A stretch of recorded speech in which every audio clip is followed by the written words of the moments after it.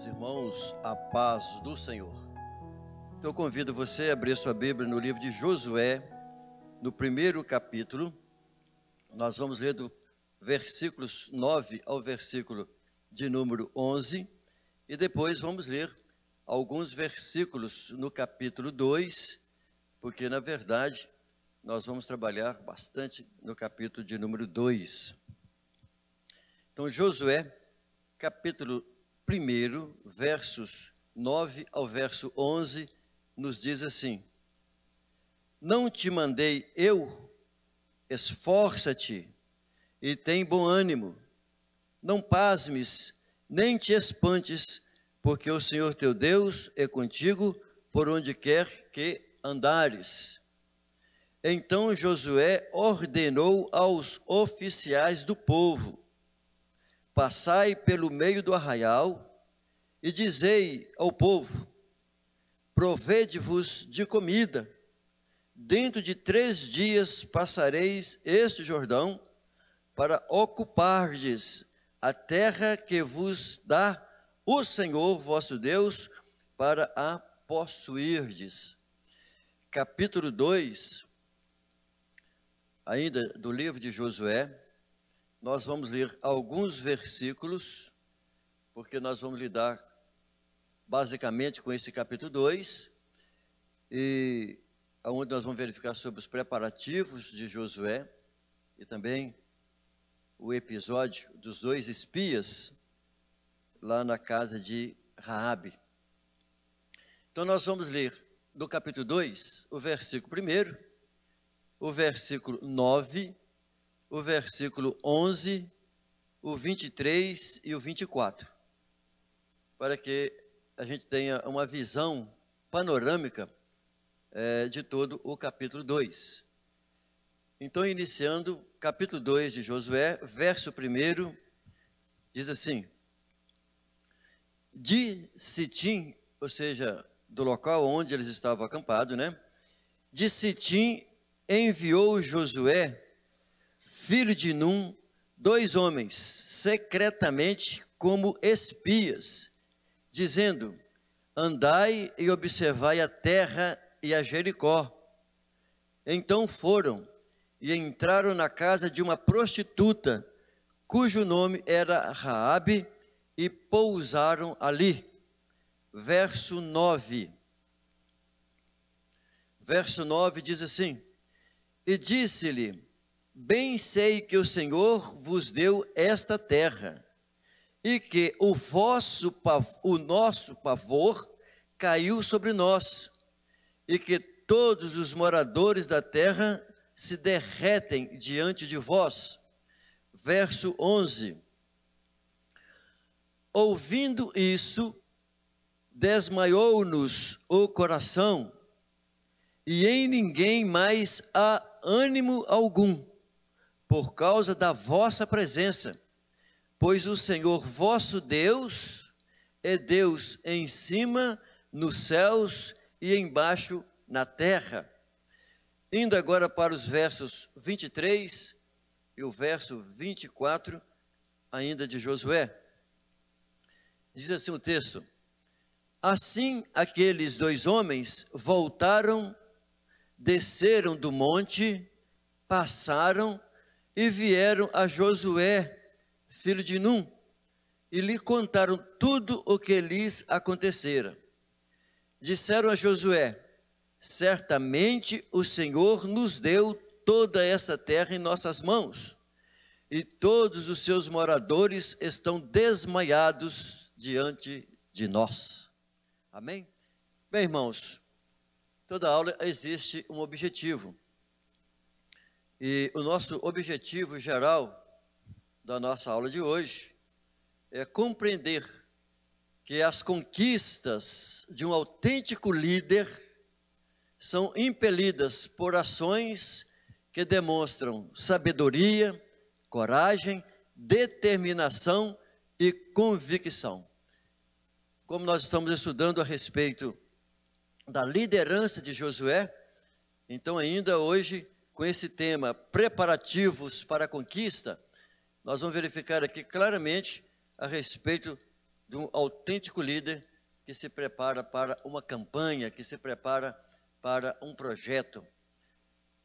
Como introdução da nossa aula, nós podemos então perceber, diante da leitura que eu acabei de fazer, usando aí alguns versículos do capítulo 1 e alguns versículos do capítulo 2, podemos notar que os hebreus estavam agora muito melhores organizados, conscientes da missão deles, que seria uma missão histórica que ficaria nos anais de toda a humanidade, em especial do povo de Israel.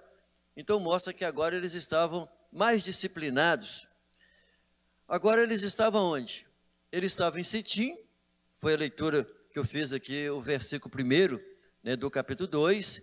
Eles estavam na fronteira, né, do lado oriental. Nós vamos colocar o mapa aqui e os irmãos poderão visualizar melhor isso daqui a pouco. Eles estavam na fronteira da terra prometida. E Josué, agora, já confirmado como comandante-chefe no lugar de Moisés, faltava pouco para a conquista. Por quê? Porque essa promessa, ela era guardada pelo povo hebreu há séculos. Então pairava sobre aquela nação a possibilidade daquela conquista tornar-se uma realidade. Então Josué, ele ordena o povo, mas o interessante é que ele ordena o povo pela fé, que eles preparem, estejam prontos com seus preparativos para atravessar o Jordão e conquistar a herança que o nosso Deus havia prometido aos patriarcas, Abraão, Isaque e Jacó, e agora eles estavam prontos para conquistar aquela terra prometida. Mas nós devemos entender o que nós vamos estudar no decorrer da nossa aula, que todo esse processo, todo ele dependeu de quê? De fé. Não era apenas uma campanha militar, não era apenas uma campanha com objetivos patrióticos, mas era uma campanha militar com alvo na fé, crendo que Deus iria tomar aqueles povos, que Deus iria fazer com que aquele lugar tornasse a habitação dos judeus, porque era uma promessa de Deus aos seus patriarcas. Mas o importante, além disso, é que eles teriam que conquistar aquele lugar. Muito bem, nós teremos para a nossa aula de hoje 3 tópicos. O nosso primeiro tópico, nós vamos falar exatamente dentro dessa abertura do capítulo 1, parte do 2, Josué, ele prepara o povo para a travessia do Jordão. Porque ainda, na verdade, nessa aula de hoje, nós ainda não vamos atravessar o Jordão. Nós estamos ainda no início do livro de Josué, onde está tratando dos preparativos para essa campanha. O nosso ponto 2, nós vamos estudar sobre os espias, né, indo até Jericó para observar tanto a terra, os costumes, a forma e também a estrutura daquela cidade, né, dos muros. Era esse o objetivo do envio dos espias àquele lugar. E por último, no nosso terceiro ponto, nós vamos estudar o nosso terceiro ponto sobre Raabe, aqui uma heroína da fé. Tanto é que o capítulo 11 do livro de Hebreus, ela é tratada, né, como ali claramente uma heroína da fé. O nosso primeiro ponto, nós vamos lidar exatamente a respeito do Josué prepara o povo para a travessia do Jordão.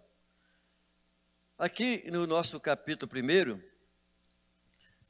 dos versos 10 ao verso de número 18, nós vamos encontrar aqui exatamente Josué lidando com as provisões. Por que isso? Porque o Senhor já havia exortado a Josué para que Josué tivesse ânimo, que ele tinha à frente todo um plano estabelecido por Deus e ele seria o servo de Deus para o plano que estaria ali a estabelecer. Mas eu acho importante a gente fazer a leitura desse texto, que os irmãos que estão em casa comigo, os irmãos também aqui no Templo Central, podem acompanhar a leitura do texto. Eu acho interessante nós fazermos essa leitura por questões históricas e geográficas, por causa de um fator dessas três tribos, na verdade 2 tribos mais meia, que é de Manassés. Eles tinham feito um propósito para com Moisés, lá no capítulo 32 de Números, e aqui é interessante nós lermos esse texto para compreendermos o porquê que vai acontecer em alguns momentos futuramente no livro de Josué. Então, veja comigo a leitura desse texto, Josué 1, dos versos 10 ao verso 18, ou seja, nós vamos ler o final de todo o capítulo 1 de Josué. Diz assim o texto da palavra do Senhor: Então Josué ordenou aos oficiais do povo: Passai pelo meio do arraial e dizei ao povo: Provede-vos comida, dentro de 3 dias passareis este Jordão, para ocupardes a terra que vos dá o Senhor vosso Deus, para a possuirdes. Mas os rubenitas, aos gaditas e a meia tribo de Manassés, disse Josué: Lembrai-vos do mandamento que vos deu Moisés, o servo do Senhor. O Senhor vosso Deus vos concede descanso e vos dá esta terra. Vossas mulheres, vossos meninos e vosso gado fiquem na terra que Moisés vos deu deste lado do Jordão. Porém vós, quer dizer, vós quem? Os guerreiros. Porém vós passareis armados na frente de vossos irmãos, ou seja, das outras tribos, todos os valentes, e os ajudareis, até que o Senhor conceda descanso a vossos irmãos, como a vós, e eles também possuam a terra que o Senhor vosso Deus lhes dá. Então voltareis à terra da vossa herança e possuireis a que vos deu Moisés, servo do Senhor, deste lado do Jordão, para o nascente do sol, ou seja, do lado oriental. Então responderam a Josué: Tudo o que nos ordenastes faremos, e aonde quer que nos enviares, iremos. Como em tudo ouvimos a Moisés, assim ouviremos a ti. Tão somente que o Senhor teu Deus seja contigo, como o foi com Moisés. Todo homem que for rebelde à tua boca e não ouvir as tuas palavras em tudo o que lhes ordenares, será morto. Tão somente esforça-te e tem bom ânimo. Eu achei interessante e necessária a leitura desse texto, para que haja entendimento para momentos posteriores dentro do livro de Josué. Então, dentro desse primeiro ponto nosso, que nós estamos lidando, Josué prepara o povo para a travessia do Jordão, a primeira coisa que nós vamos analisar aqui é o versículo 11, aonde Josué diz: Provede-vos comida, provede-vos alimento. Olha, o povo chegou ao seu destino depois de 40 anos para a conquista, para a tomada das terras que eles deveriam conquistar. Grandes partes dos milagres que Deus realizou com os judeus, desde quando eles saíram do Egito, passando o Mar Vermelho, as maravilhas que eles puderam ver pelos desertos, os prodígios de Deus, o maná que eles tinham todos os dias, que era a sua alimentação. Então agora cessou o maná. E Josué então diz para eles: provede-vos alimento. Ou seja, a partir de agora, eles teriam que buscar alimentação, ter os recursos próprios daqui para frente, a partir dos momentos que eles teriam que conquistar a terra prometida. Primeiro nós vimos aqui, dentro da leitura desse versículo 11, de que Josué reuniu os príncipes das tribos. Devemos lembrar que eram 12 as tribos dos judeus.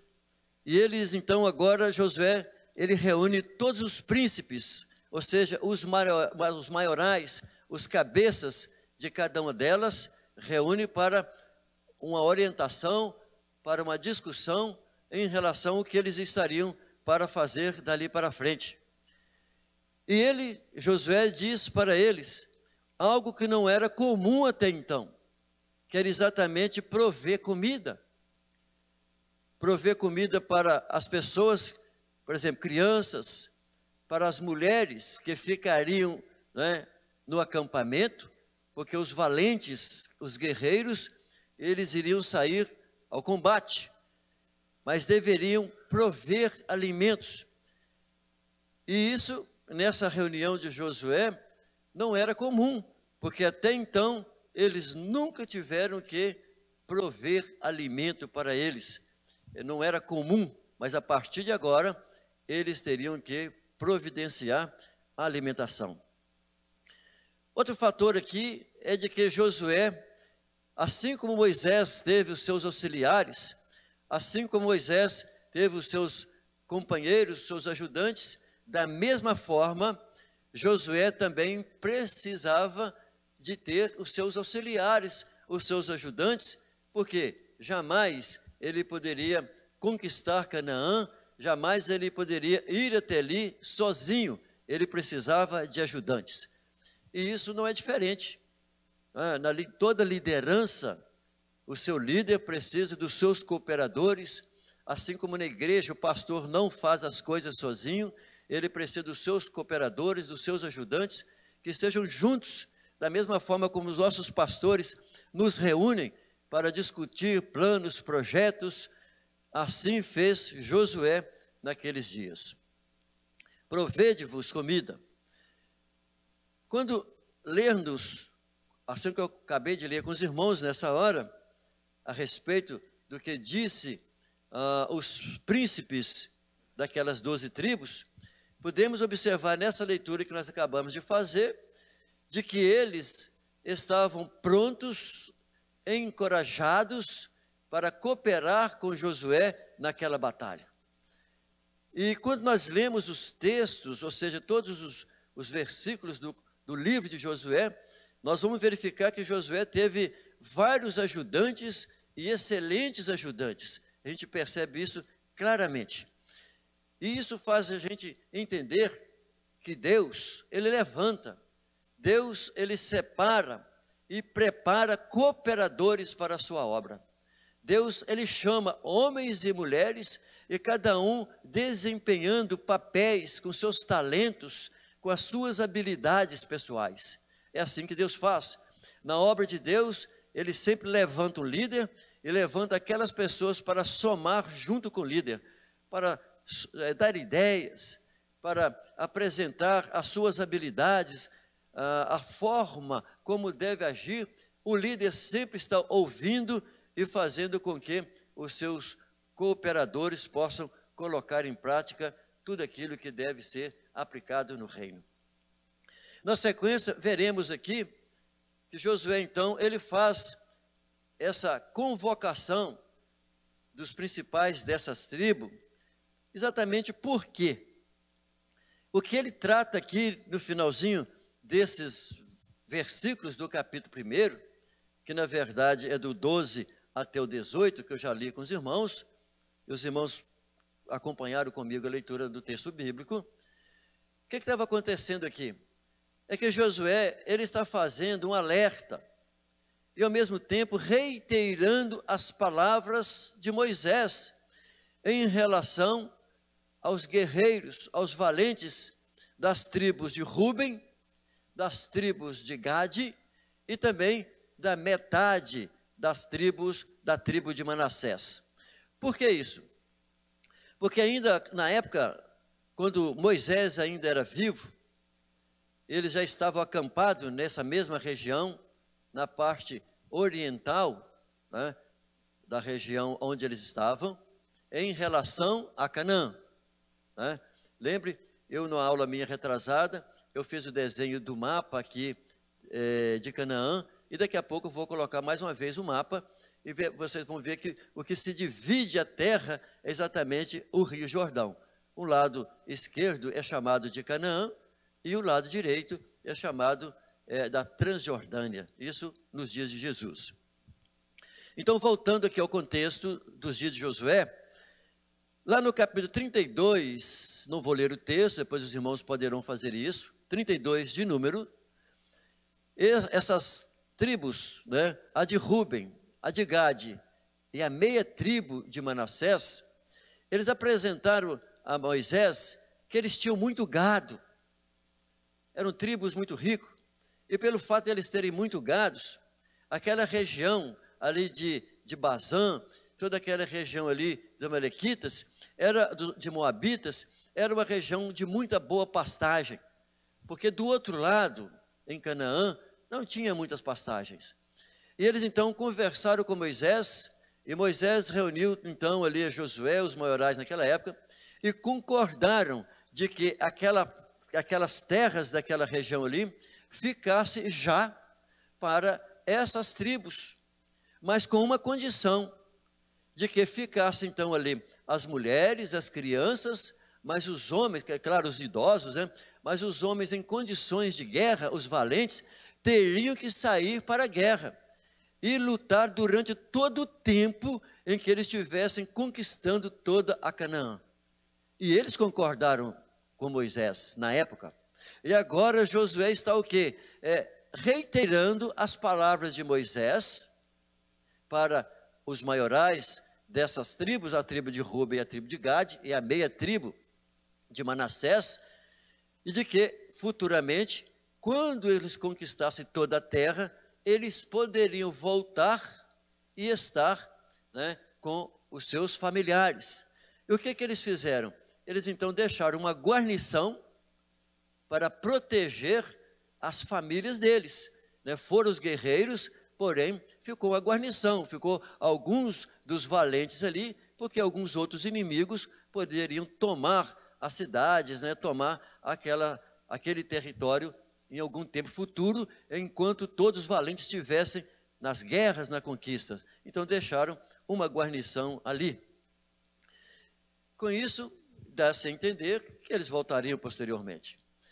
Eu coloco na tela exatamente essa imagem que eu busquei na internet, e hoje a gente tem essas facilidades, né, dos recursos visuais, porque a gente consegue ver aqui a tropa, nós conseguimos ver aqui todos eles já formados para a conquista. É claro que todos eles estavam prontos para tomar a cidade, para invadir a Canaã, a conquista que Deus havia prometido a eles. Então busquei essa imagem para que os irmãos tivessem uma noção, uma ideia de toda a tropa, de todo o exército acampado, né, esperando o momento para adentrar a cidade. Na sequência, eu coloco mais uma vez esse mapa, e na verdade, esse mapa, ele está tombado, porque eu tentei colocá-lo em pé, ele não fica, um visual não ficaria muito bom, então eu coloquei o mapa deitado. Então, por aí dá para você ter uma noção, uma ideia do seu lado direito. Olha aí, no centro, você pode visualizar o Rio Jordão, em cima, né, essa lagoa aí, que eles chamavam na época do Mar da Galileia. e na parte sul você tem o Mar Morto. Eles estavam exatamente na parte leste, na parte oriental, bem na parte alta do Mar Morto, onde está ali o deserto de Sitim, nas regiões ali de Gileade, dos amorreus, porque naquela época a Bíblia utiliza o termo as regiões dos moabitas. Então, certamente, essa faixa aí era mais habitado pelos moabitas. Eu estou colocando esse mapa, mais uma vez, para os irmãos entenderem como que se divide a região. Então, a parte de cima que você tem no mapa é a parte exatamente chamada Canaã, aonde eles deveriam, posteriormente, ir para a conquista.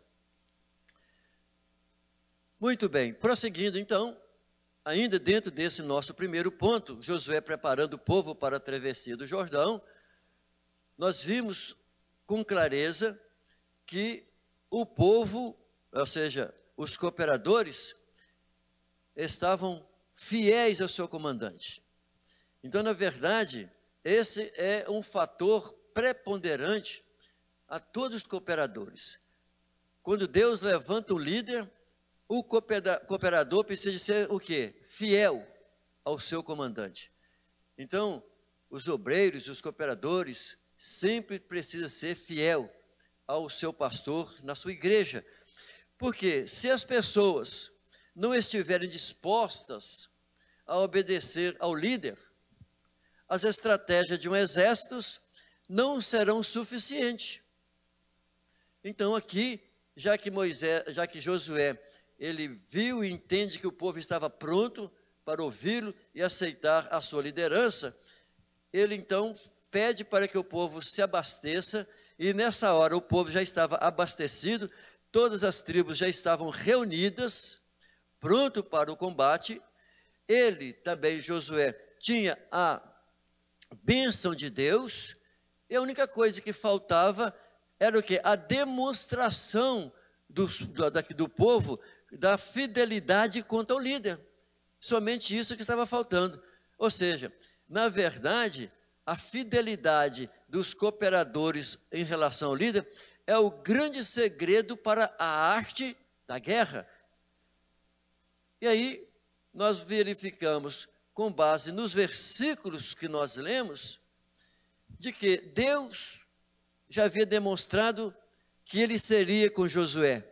E agora, o que o povo faz? Então, o próprio povo, ali os líderes das outras tribos, diz claramente o compromisso que eles teriam com Moisés, seriam obedientes a Moisés, a Josué, tudo que Josué vier a falar, assim como Moisés foi com Josué, ele, o povo, os maiorais, também seria com Josué naquela empreitada. Então isso nos deixa bem claro de que os hebreus agora confiavam na liderança de Josué, porque isso é um fator preponderante, e de que eles também estavam prontos, confiando as vidas deles nas mãos de Josué, de que Josué seria o líder deles dali para frente no comando daquela batalha. Mas antes, eu gostaria, se você puder abrir sua Bíblia comigo, em Deuteronômio, no capítulo 7 de Deuteronômio, será muito importante para nós, para entender o porquê dessa campanha militar. Porque às vezes as pessoas, por não ter ainda uma leitura bíblica, não ter algum tempo de, como crente, participar da escola dominical, às vezes desconhece o porquê dessa campanha. Então, eu só quero buscar capítulo 7 de Deuteronômio. Lá no capítulo 7, nós vamos entender que os hebreus, eles tinham uma missão a cumprir. Existia um projeto de Deus para com eles. Aqui no capítulo 7, dos versos 1 ao verso de número 6, nós vamos encontrar claramente as palavras de Deus proferidas ainda por Moisés, quando Moisés ainda era vivo. Deixa-me ler o texto. Deuteronômio 7, versículos 1 ao versículo de número 6. Diz assim, olha: Moisés falando: quando o Senhor teu Deus te houver introduzido na terra, a qual passas a possuir, e tiver lançado de diante de ti muitas nações. Olha aí, quais são as nações? Os heteus, os girgazeus, os amorreus, os cananeus, os ferezeus, os heveus, os jebuseus, 7 nações mais numerosas e mais poderosas do que tu. E quando o Senhor teu Deus as tiver dado diante de ti, totalmente olha aí, as destruirás.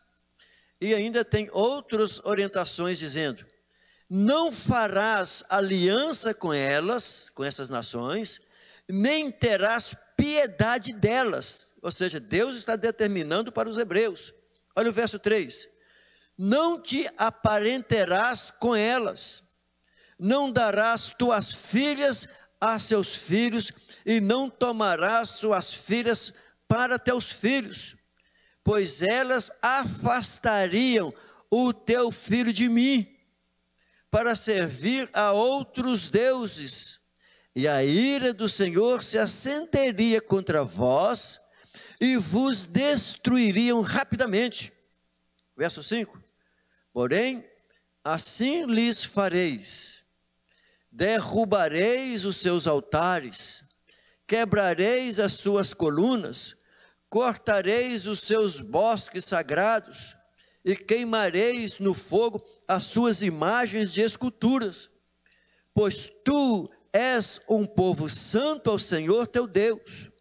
O Senhor teu Deus te escolheu para que lhe fosses o seu povo próprio, de todos os povos que há sobre a terra. Aqui está bem claro qual era a missão dos hebreus. Primeiro, que eles eram escolhidos de Deus, uma nação santa, aonde Deus deu os oráculos, as orientações. Deus havia dado através de Moisés no Sinai os mandamentos, as orientações, as cerimônias, o culto, tudo para os judeus. E o papel deles, dos hebreus, seria conquistar aquela terra, mas veja, deveria matar, destruir todo mundo, não poderia fazer aliança com ninguém. Porque quando Jacó, nós temos que olhar lá atrás, quando Abraão, na conversa, e Deus dando a ele as promessas daquele lugar, porém Deus havia dito a Abraão de que ele seria peregrino e que somente a posteridade dele, de Abraão, que viria para aquele lugar. E que passando os 430 anos, é que a nação, que o povo judeu voltaria para aquele lugar, de onde Abraão, 400 anos havia saído dali. Quer dizer, na verdade, nessa época, já 450 anos, eles haviam saído, Abraão, daquele local. E agora, o que Deus queria? Que os hebreus, nesse tempo presente, destruísse, matasse e derrubasse todos os postes e ídolos que ali estivessem, as suas idolatrias, porque até que se transbordasse o cálice do Senhor sobre aqueles povos. Isso significa que Deus estaria usando os hebreus como juízo, porque o juízo de Deus viria sobre aquelas nações, porque Deus já havia falado com aquelas nações anteriormente, e agora Deus estaria usando os hebreus para aplicar o castigo, o juízo de Deus sobre aqueles povos. Então, quando nós olhamos agora, estudarmos o livro de Josué, nós temos que sempre lembrar que eles, os hebreus, tinham uma missão. Não era apenas ir lá e conquistar a terra, né, dividir a terra para que os seus familiares ficassem ali. Não era só isso, não.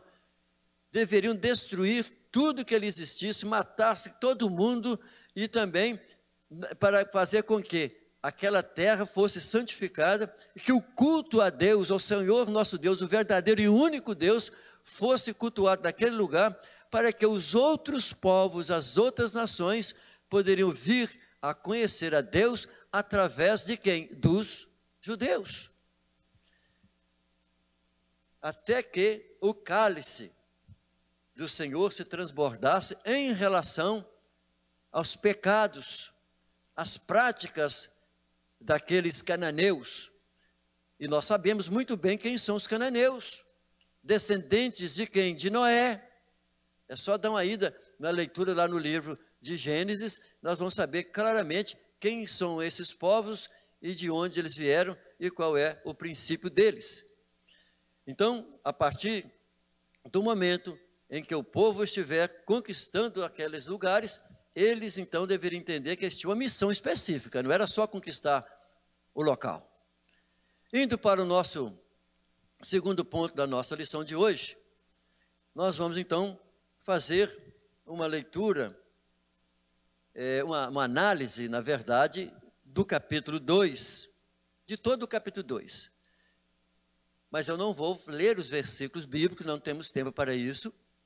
Por isso que eu já sugeri em aula anterior que os irmãos leiam o livro de Josué antecipadamente, né?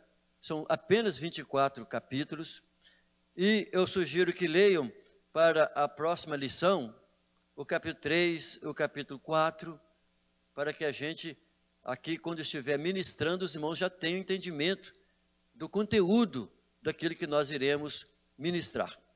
Então, o que nós vamos falar aqui agora, basicamente, sobre o capítulo 2, a nossa aula toda vai envolver o capítulo 2 do livro de Josué. Os espias estão indo para Jericó, sobre orientação de Josué. O versículo 1 do capítulo 2 nos informa sobre isso. Olha, de Sitim enviou Josué, ou seja, estava na fronteira, né? 2 homens, secretamente, ou seja, como espias, dizendo: andai e observai a terra e a Jericó.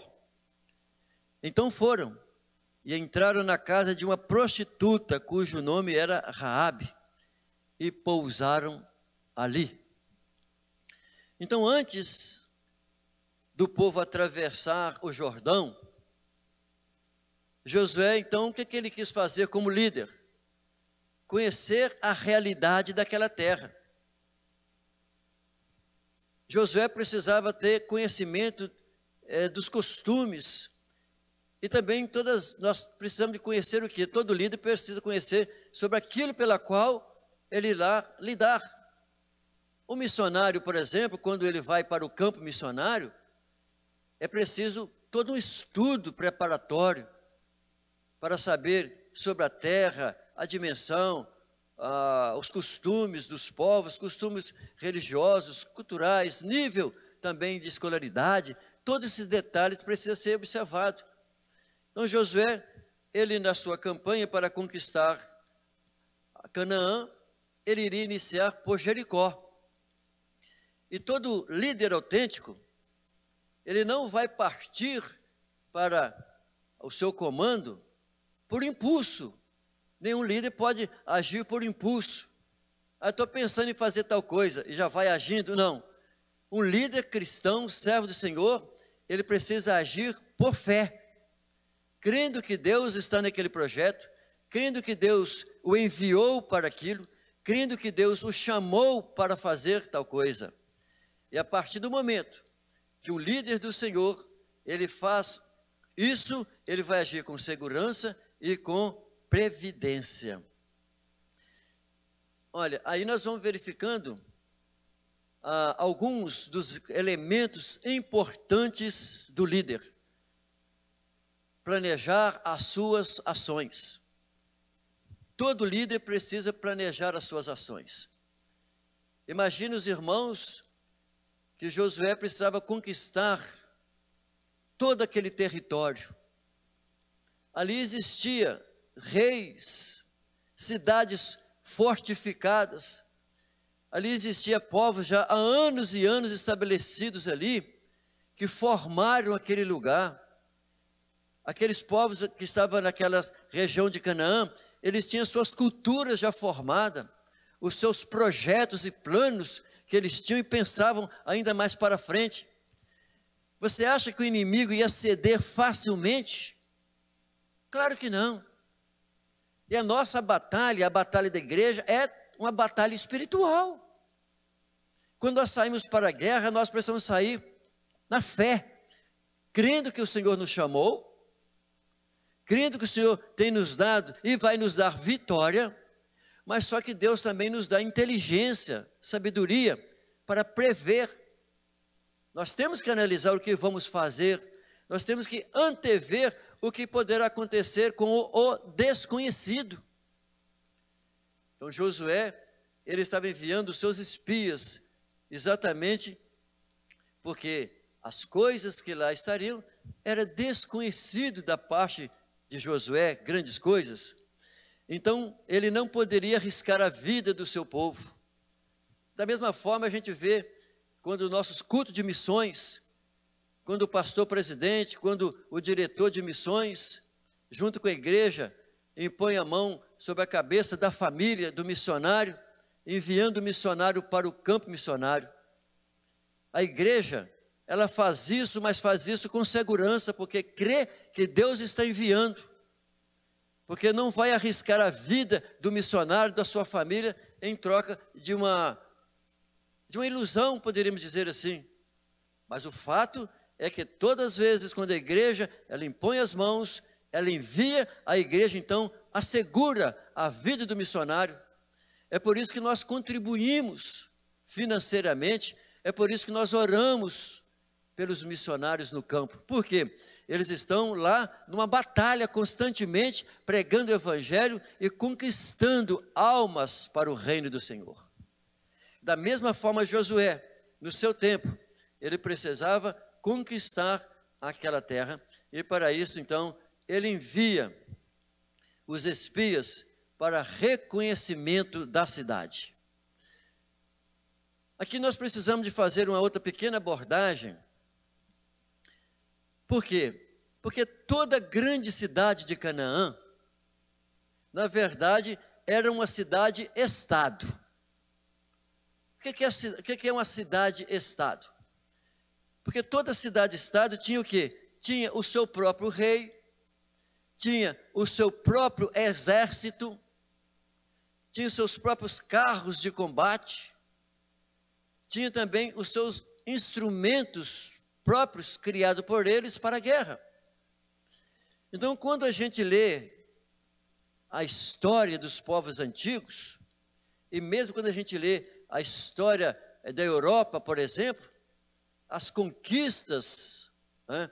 Quando a gente vai ler as conquistas que aconteceu com Alexandre o Grande, as suas conquistas, quando nós olhamos também para as próprias conquistas do Império Romano, conquistando as cidades, né, todos os territórios da Europa, o que nós vamos encontrar na história? Parecido com o que acontecia nos dias de Josué. Normalmente, um povo, ele ocupava uma região, e a cidade aonde o povo teria que morar, normalmente eles cercavam, faziam muralhas ao redor.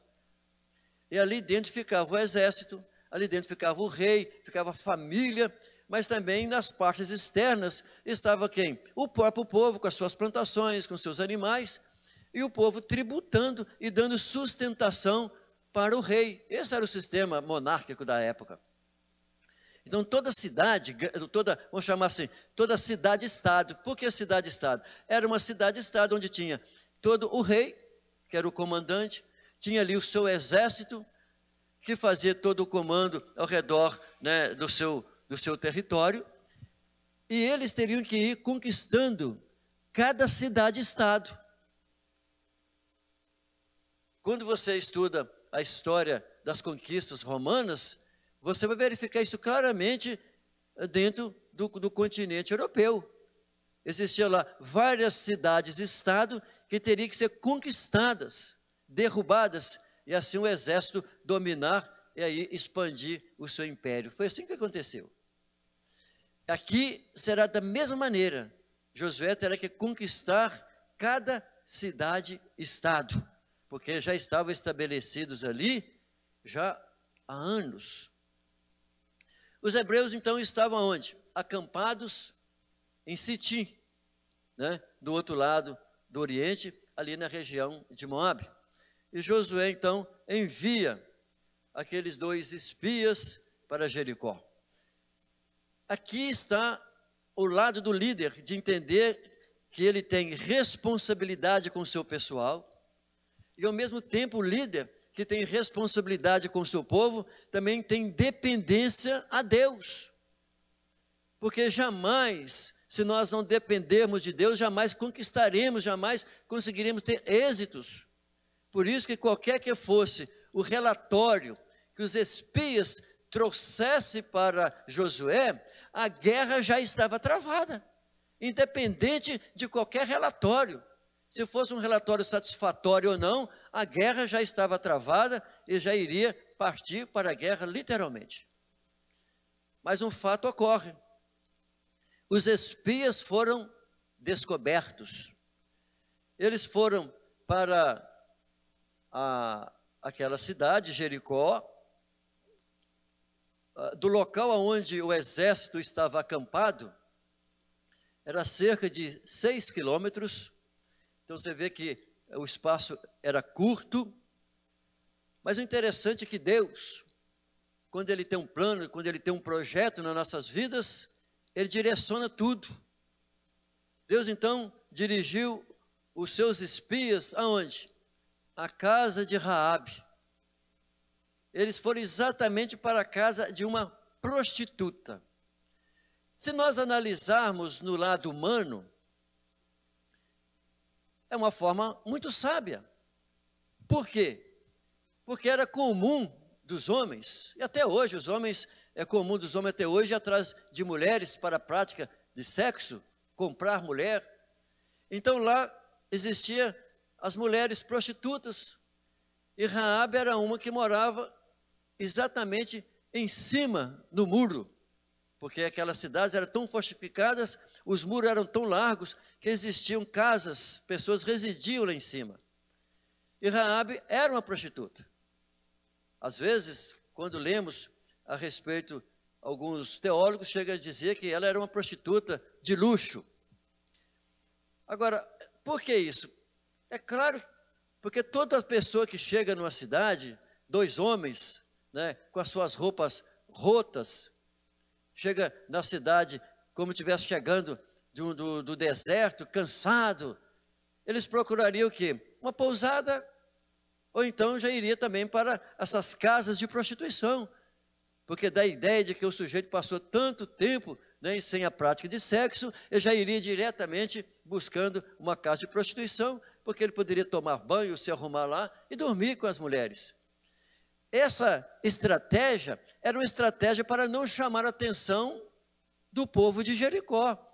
Por quê? Porque estaria chegando 2 estrangeiros ali na cidade, e certamente o portão da cidade estava aberta, a gente não tem ideia como que eles conseguiram entrar, mas certamente estava aberto, assim que entraram algum grupo de pessoas, eles entraram juntos, e certamente se vestiram, né, que todo espião, ele vai procurar vestir, andar, e ficar de uma forma, a sua roupagem, parecida com alguém daquele lugar.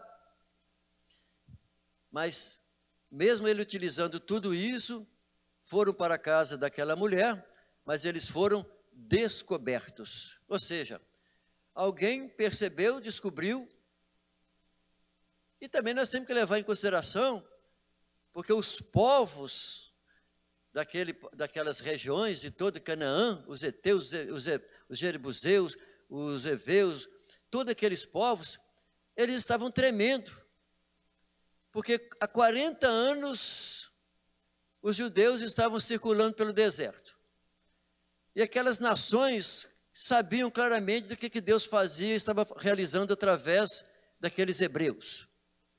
Da mesma forma como Josué enviou espias, e da mesma forma que Moisés também antes tinha enviado espias, claro que essas nações também, de vez em quando eles enviavam espias, e ficava de longe para observar o que acontecia, e eles sabiam claramente o que Deus estava fazendo através dos hebreus.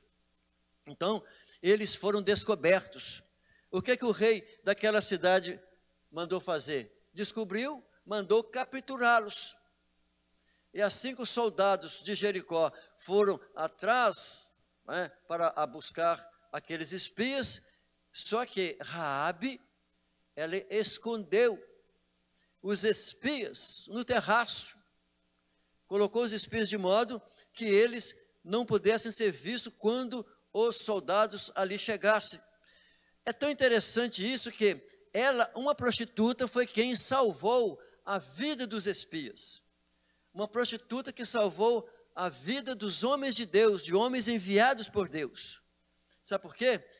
Porque Deus, pois sabia o que Deus vinha operando e o que ele estaria fazendo. Raabe, ela tinha conhecimento a respeito disso. O que Raabe fez? Ela mostra exatamente para os soldados de Jericó a direção por onde os homens tinham ido. Mas, na verdade, eles nem tinham saído ainda, porque os espias estavam no terraço, na casa dela, na parte de cima, escondido. Os textos do capítulo 2 narram com detalhes isso.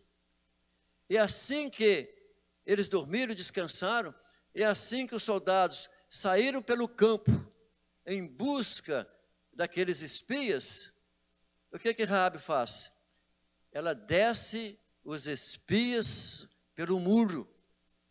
Isso mostra exatamente uma mulher corajosa, uma mulher que tinha conhecimento a respeito das coisas que Deus estava fazendo, os milagres, tudo aquilo que Deus vinha realizando através dos hebreus. Quando essa mulher toma essa atitude corajosa, isso significa que os povos daquelas regiões estavam realmente tremendo, com medo da situação que ali estavam. Mas eu reflito um fato aqui, que eu acho muito interessante, como Deus usa as pessoas improváveis. Isso no nosso contexto humano. Às vezes você nunca imagina que Deus vai usar uma prostituta. Você nunca imagina que Deus vai usar uma pessoa ímpia. Mas Deus usa. Quantas vezes as experiências de vida que nós temos, às vezes estamos viajando, estamos em certos lugares, Deus usa famílias de pessoas não cristãs, Deus usa famílias de pessoas ímpias, para nos abençoar, para apontar para nós. Os missionários têm tantas histórias que eles contam, de quando eles chegam em certos lugares, jamais eles esperariam que viriam para eles respostas, ou bênçãos, ou soluções, com pessoas que menos eles esperavam naquele lugar. Então Deus, Ele usa pessoas que nós entendemos e achamos que são improváveis. Deus não vai usar uma pessoa dessa para lidar comigo. Pelo contrário, Deus usa quem Ele quer. Olha, também outro fator, em lugares inusitados. Aonde? Deus estaria usando uma pessoa no prostíbulo. Para fazer o quê? Para estabelecer o seu querer. Não importa, as pessoas passam a ser servos de Deus. Então isso acontece como? Acontece na vida do crente. Pessoas ímpias, elas são levantadas para abençoar e proteger aqueles que são fiéis ao Senhor. E isso que Deus fez, Deus levantou aquela mulher, onde as pessoas jamais iriam imaginar, mas para proteger, para abençoar aqueles homens de Deus. Então, aquela bênção em Jericó, que aconteceu ali, era imprevisível. A partir de quem? Imprevisível para os espias. Você imagina, você acha que os espias iriam imaginar que aquela mulher, uma prostituta, iria protegê-los? Olha, dentro do contexto natural, ela era uma mulher que devia favores, e certamente ela tinha uma reputação social ruim, mas com certas pessoas da cidade não. Só que Deus usou aquela mulher para abençoá-los, e também a quem? Para abençoar o próprio Josué, não é assim? Então, é isso que nós temos que entender. O que nós temos no Salmo 46? o Senhor nosso Deus, Ele é um Deus que nos acode, é um Deus que nos atende, é um Deus do socorro, na hora de quê? Da nossa angústia. Em todos os momentos da nossa angústia, nós sabemos que Deus é o Senhor do nosso socorro. De onde me virá o socorro? Não é assim? O salmista, ele clama, de onde me virá o socorro?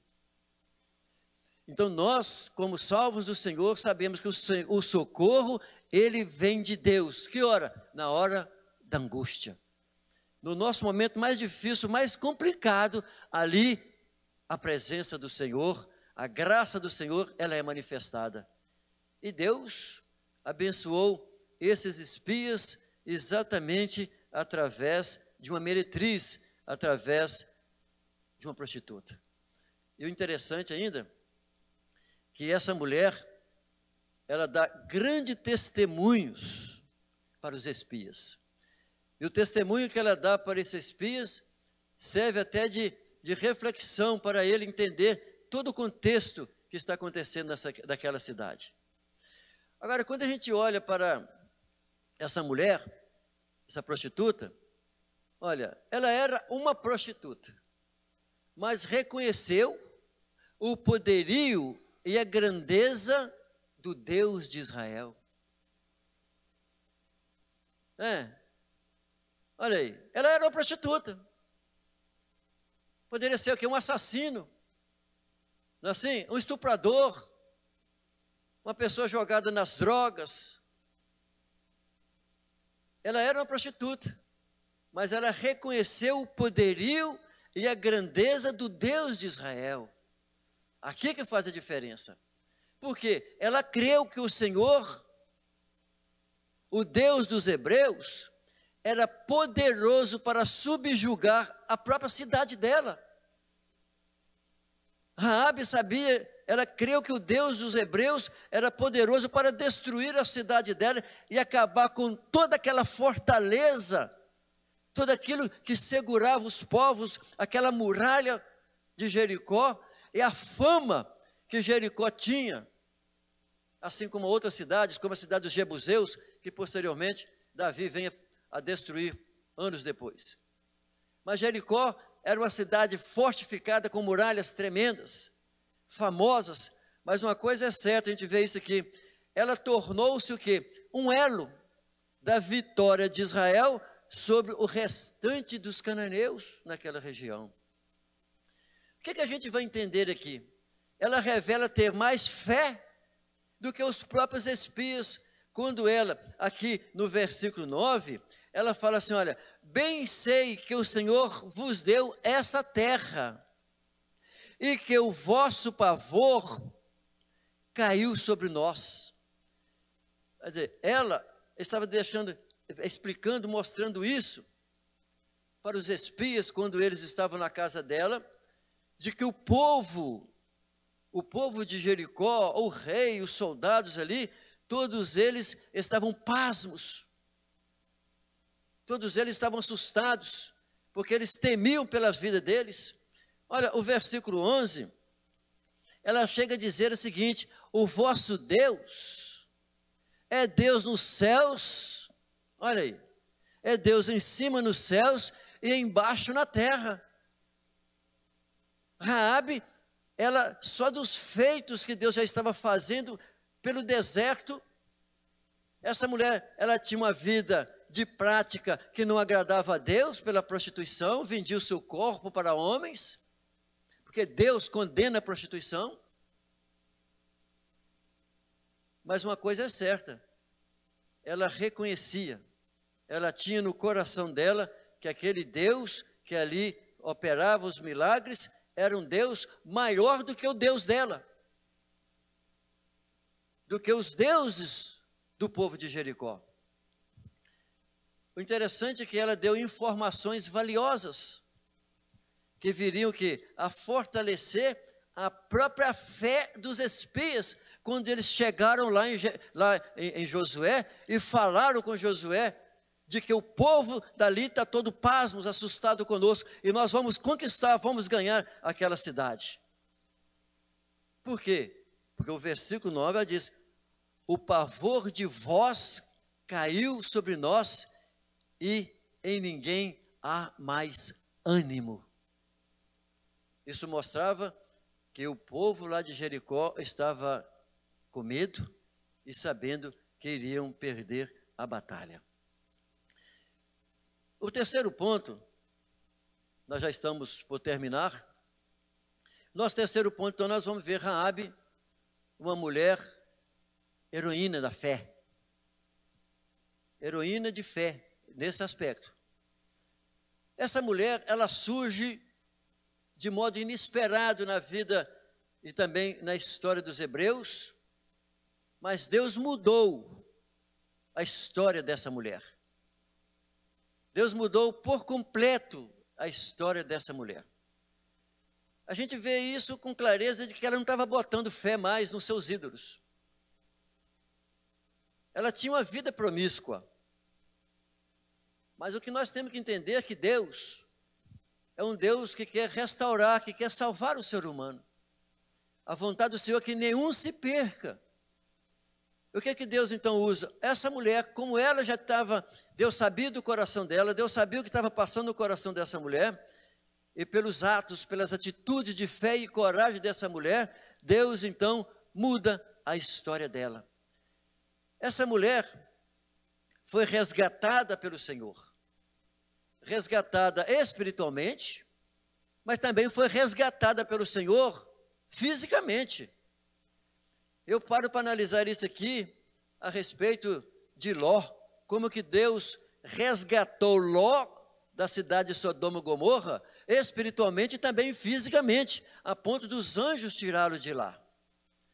O que nós vamos verificar é que Deus, na verdade, resgatou essa mulher, ela passou a fazer parte da história dos hebreus. Isso porque, depois da sua libertação, depois da conquista, Raabe, ela se casa com um dos homens da tribo de Judá, e aí ela tem um filho, e o filho dela, ela gerou um filho, e esse filho chama-se Boaz. E quando nós lemos o livro de Ruth, nós vamos entender o que isso acontece. Uma moabita, lá das tribos, das regiões de Moabe, ela posteriormente, ela vem com Noemi, e o que acontece com Ruth, uma moabita? Ela se casa com Boaz. Ou seja, uma moabita se casando com Boaz, que é da tribo, exatamente da tribo de Judá. E o que isso acontece? A tribo de Judá era exatamente a tribo pela qual viria o Salvador da humanidade. Da tribo de Judá que viria exatamente o quê? A linhagem real para chegar em Jesus, o nosso Salvador. Então Raabe passou a fazer parte da linhagem de Jesus, da linhagem real, tornando-se o quê? Uma ancestral de Davi e também uma ancestral do Senhor Jesus Cristo. Olha, essa mulher foi uma mulher de estratégia ali, mas na verdade isso mostra que essa mulher, ela não estava mais crendo nos seus ídolos, nos ídolos pelas quais ela foi ensinada pelos seus pais. Mas eu quero só, para a gente finalizar aqui a nossa aula, entender um fato de que essa mulher, ela teve que mentir. E muita gente fica analisando, falando a respeito disso, como é que Deus abençoou Raabe, sendo que Raabe mentiu para salvar os espias. Olha, a mentira é praticada por quem? Pelas pessoas que não conhecem ao Senhor, pelas pessoas que não têm intimidade com Deus, praticam mentira. E a mentira, ela é do diabo, porque ele é o pai da mentira, Jesus falou isso, ele mente desde o princípio. E também é praticado pelas pessoas que não conhecem a palavra de Deus, porque não há necessidade de ninguém mentir. Porque a pessoa que é verdadeira, ela crê no que Deus realizará por ela, o que Deus fará por ela. Então as pessoas amadurecidas espiritualmente resolvem as suas situações de que maneira? Com sabedoria, com discrição e buscando orientação a Deus. Agora, Deus abençoou Raabe, não por sua mentira, mas pela sua coragem e pela fé dela. Porque o próprio livro de Hebreus dá testemunha sobre isso. Porque Raabe, ela foi abençoada pela fé. E isso deixa entender porque o ato e das práticas que ali foram feitas representava exatamente tudo aquilo que apontava lá na frente na pessoa de Jesus. Por que a gente coloca aqui mulher, a mulher do fio de escarlate? Porque Raabe, através daquele cordão, daquela corda vermelha, prefigurava o projeto de Deus, que Deus iria realizar posteriormente na pessoa mais nobre, que é a pessoa de Jesus. Olha, veja que os espias, eles falaram com ela, para que quando eles voltassem, porque Raabe havia pedido a eles, os espias, de que quando eles viessem, que tomasse a cidade, que salvasse a ela e os seus pais. Então os espias disseram para ela, tudo bem, nós vamos fazer isso. Fizeram um juramento os espias com Raabe. Mas o que você vai fazer?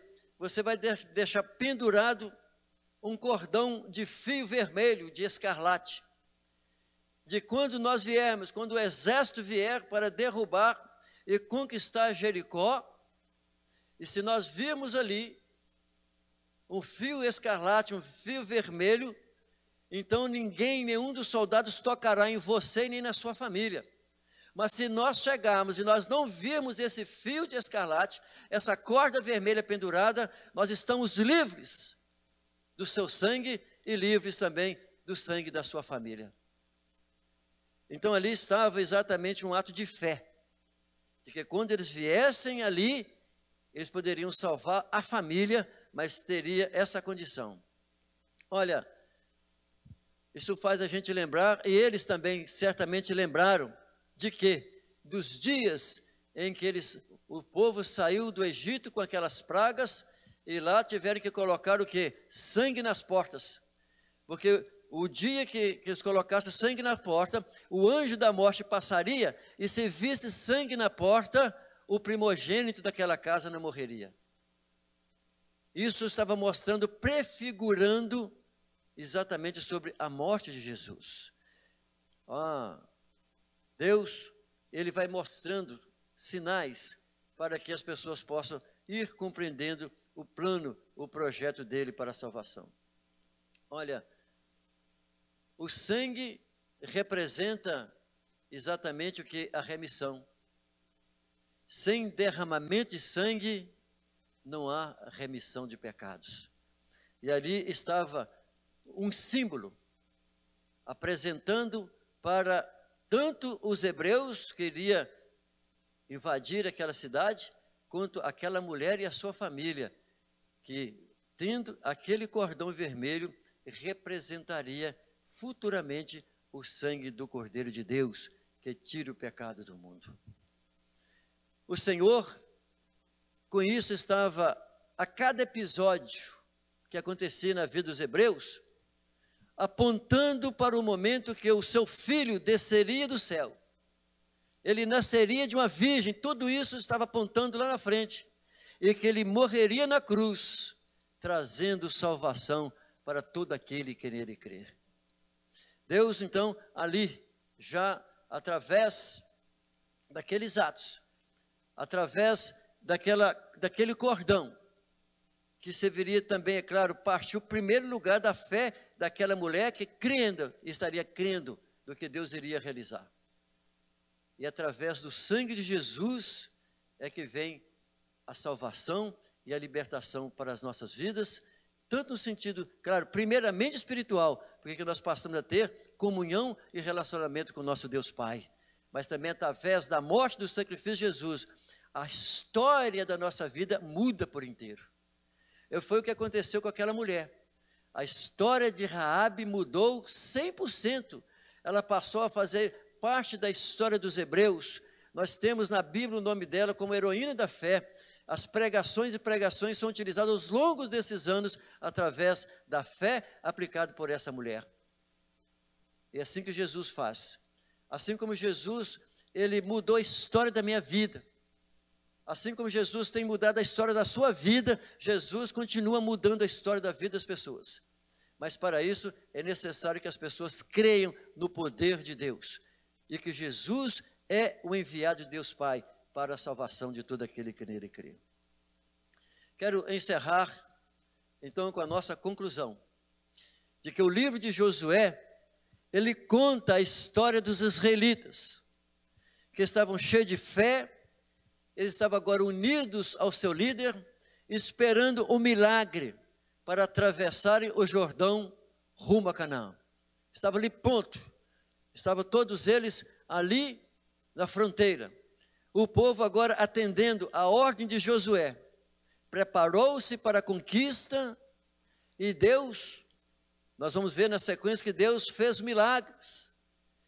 Deus então levantou até inimigos para ajudar aos israelitas, como foi o caso de Raabe, a meretriz que pela fé, como diz o livro de Hebreus, pela fé não pereceu com os incrédulos, acolhendo em paz os espias. Então eu convido os irmãos aqui no Templo Central a colocar-se em pé, nós vamos orar ao nosso Deus, agradecer ao nosso Pai pela sua palavra.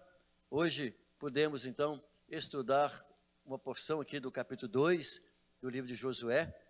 Eu quero orar com você que está acompanhando comigo. Eu não sei das suas lutas, das suas dificuldades, assim como eu tenho, né, as lutas, as minhas dificuldades, mas eu tenho sempre que estar preparado. E todos nós precisamos estar preparados espiritualmente, prontos para os embates da vida, Senhor. Pai querido, agradecemos ao Senhor pela vida, pelo grande amor do Senhor derramado por nós. Ó Senhor, mostramos a respeito de como Tu, Senhor, usou Josué preparando o povo, orientando o povo, enviando os espias a Jericó. E como Tu abençoaste, Senhor, aqueles espias, usando aquela mulher Raabe, Senhor, para que ela pudesse dar livramento, que ela pudesse dar segurança à vida daqueles homens, Senhor, e fazendo com que eles descessem pelo muro, Senhor, numa corda, e assim eles pudessem voltar ao acampamento e dar, Senhor, a palavra, o relatório que eles deveriam fazer a Josué, o seu comandante. Da mesma forma, Senhor, assim como aqueles espias foram dependentes do Senhor, hoje nós continuamos sendo dependentes do Senhor. Dependemos do Senhor em todos os momentos da nossa vida, Senhor. E também te agradecemos como o Senhor faz das nossas vidas, assim como o Senhor fez com aquela mulher, Senhor, que era uma prostituta, e o Senhor abençoou aquela mulher e colocou aquela mulher no lugar de honra, aquela mulher no lugar de honra, e veio fazer parte da linhagem do Senhor, dali da tribo de Judá. É assim, Senhor, que o Senhor tem feito com homens e mulheres, aqueles que creem em Ti, Senhor. Assim nós agradecemos e oramos em nome de Jesus.